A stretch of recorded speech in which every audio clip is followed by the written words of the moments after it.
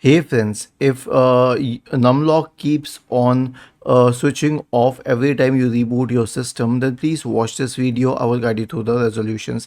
While this shouldn't happen, because if you press numlock once, it should remain as it is. But on a lot of systems, it keeps on turning off whenever you reboot the system. So in this case, here's what you can do. Press the Windows key and the R button together to open the run window. Type the command powercfg.cpl and hit enter. Now click on choose what the power buttons do.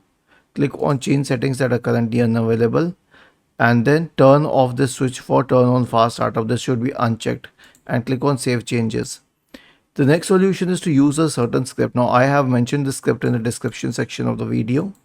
Okay, copy this, type notepad, open notepad and then copy it here.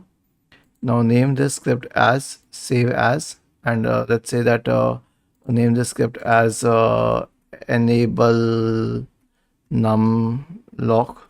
You can name it anything that you want to. Okay, select it at all files and name it .vbs, which means Visual Basic script. So click on save and then I have saved it on the desktop of the system.